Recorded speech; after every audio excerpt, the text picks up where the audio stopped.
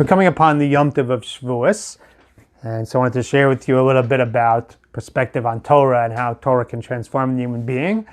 And I thought maybe I could also give a little bit of a tribute to a dear Rebbe of mine that unfortunately passed away on Rosh Chodesh Sivan on Friday. Rabbi Dr. Abba Goldman Zatzal was somebody who I gained tremendously from in Torah, in personal advice, in many different areas. Was a person who had a unique perspective in lots of different ways. Was a very, very brilliant person, one of the smartest people I ever spoke to.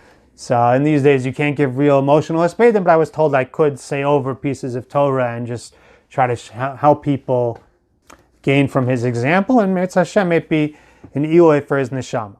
So just to tie it into Shavuos, we have the famous Gemara on Samach Ches Amud Beis. The Gemara is talking about the idea that we have on Yom Tov. There's room to debate. Can I make this either kul lachem, I'm going to just celebrate the Yom Tov, or kul Hashem, I'm just going to sit and learn and not feast? Or is it supposed to be chetziv Hashem and chetziv lachem? Make sure you have a good, enjoyable meal and make sure you spend time in the Beis Medrash.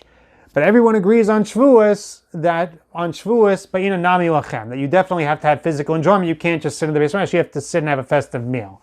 Why? It's the Yom Shenitna Bo Torah. It's the day that the Torah was given. It's a day where a person, Rashi explains, is supposed to show how happy he is with the Torah by physically celebrating, physically rejoicing. Imagine you have a person who is kulo Torah, someone like Rav Steinman, has no interest in physicality, but he's also supposed to have a nice meat meal on Shavuos and celebrate the Simcha Shel Torah. When he finishes a Maimer of Torah, he makes a siyum. He shows physical enjoyment in life. I guess that's part of being human, is to take pleasure in a physical way from our relationship with the Torah. And the Gemara talks about Rav Yosef. It says Rav Yosef on Shavuos, he would make an igla tilsa, a very fancy calf, and he would say, if not for this day, Kama Yosef Ika Beshuka. I celebrate the fact that I'm not just another Joe. Rashi explains, if not for this day when I learned Torah and I was elevated, there are many people in the market named Joseph. What's the difference between me and them? It's only the fact that I've been elevated by the Torah. That's what makes me feel that I'm special, makes me feel that I have something that others don't. I heard from my friend Rabbi Michal Katz, b'shem the Rosh Hashiva Zatzal, Rav Hanachibutz, that he said, presumably Rav Yosef was a brilliant man. Presumably he was very capable of becoming great in the sciences or mathematics or the medical world. He probably would have become a famous, distinguished person. What does he mean? If not for me, if not for the Torah, I'd just be another Joe. It would see what he means is at the end of the day, if I became great in another area, but at the end of the day, am I really different from other people? Do I have anything that makes me so special above everybody else? What makes me special, what I see makes me feel that I'm great in life, is my connection to the Torah, is the personal growth and elevation and spiritual development that I've developed as a result of my relationship with the Torah.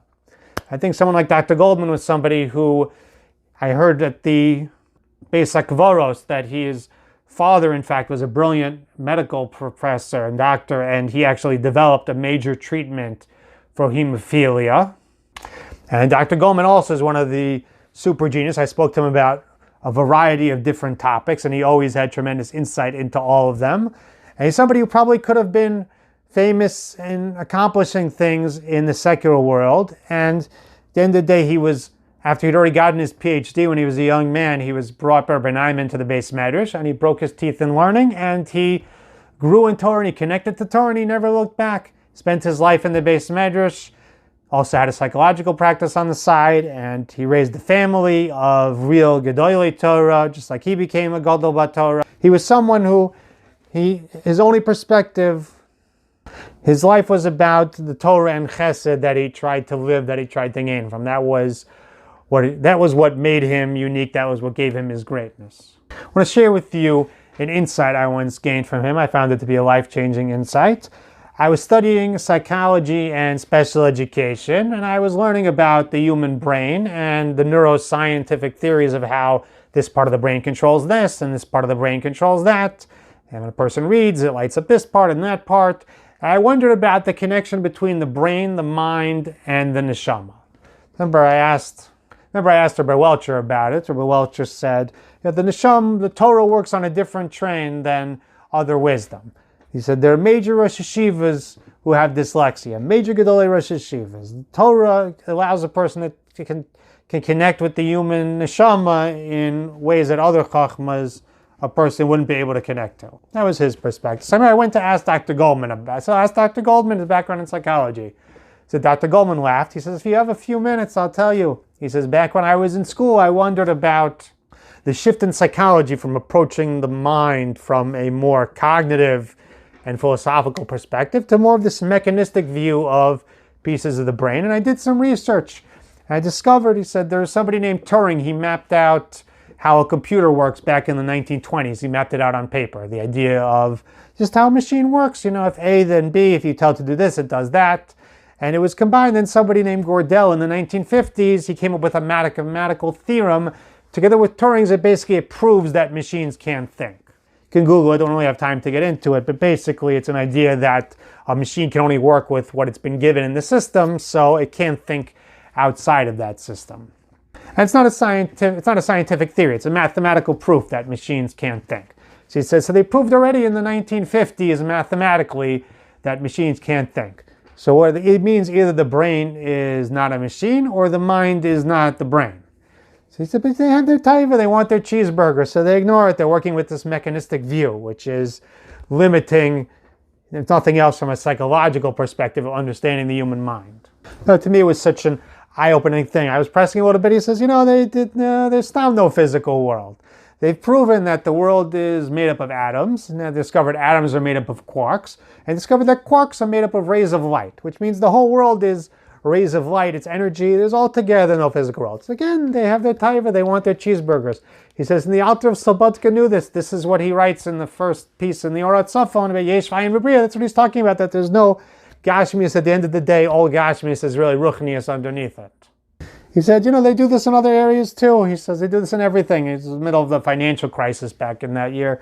He said, we have no idea this was going to happen. He says, every all the financial models predict with a credit thing like this, that this is eventually, it's going to go bust. This is how they are.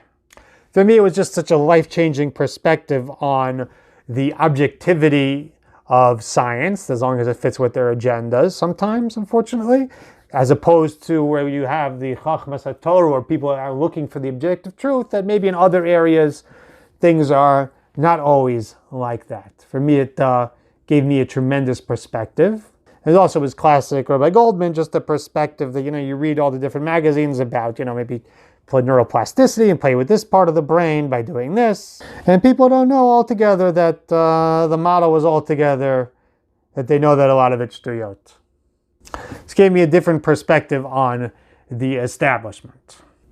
Share with you quickly one more idea that I gained from Dr. Goldman. I actually heard this on a tape from him. I never discussed it with him personally. It was in a group that he was giving. And he says he heard this from the Rosh Hashiva, that what's the idea? Every person has his own chelik in Torah. What does it really mean? He said that because everybody comes with their own perspective. Everybody sees the world through their own lens based on their own background and how they were raised and what they've been through. So everybody has their own unique perspective on everything in life, and they bring that to Torah as well. So everyone comes up with their own thought process to Torah, their own unique insights into Torah. And you see when people, they could say Divrei Torah, and everybody will have their own unique ideas of the way that they spin things based on the way that they see the world. And to me, I found this tremendously inspiring, because we sometimes view it as, Nebuch, we went through different things in life. Maybe some things were good, some things were not so good. Maybe we were exposed to different influences when we were younger, and we just had different challenges we went through. And the idea that, that's all part of our chelik, it's all part of developing our chelik in Torah, right? Because at the end of the day, Hashem wants us to come to the Torah with certain insights and certain perspectives, and it all comes from how we went through life and what we've experienced. So really, that's all part of developing our chelik in Torah. To me, it just gave such a positive spin on it. I personally found it very inspiring. And I remember a Rebbe telling me about Rabbi Goldman. He said, if nothing else, just the fact that he comes with that psychological perspective to every chazal that he opens, if nothing else, with that brilliant mind, that for sure gives him tremendous insight into human psychology and kochos hanefesh beyond what other people are going to have. Rabbi Goldman was somebody, he devoted his life to connecting to Torah, to doing chesed for others. He was somebody who discovered Torah in adulthood and what it transformed his family tree. Seeing at the Levaya, just a beautiful family tree that he's developed. All people really with a deep connection to Torah and mitzvahs. And may it inspire us that we can connect to Torah and we can develop our family tree as people who have real growth and from Torah and a relationship with Torah, and are able to hopefully bring that out and help other people with it, bring them unique perspectives that come from Torah and connection to Torah. May Hashem help us tap into the day of Matan Torah, appreciating the gift that Hashem gave us with the Torah, the ability that it has to transform our lives and make us into happier and more successful people. And the Mitzvah Hashem we have in Aliyah on this Yom Tov of Shavuos. Wishing you a Chag, Kasher, v'Sameach.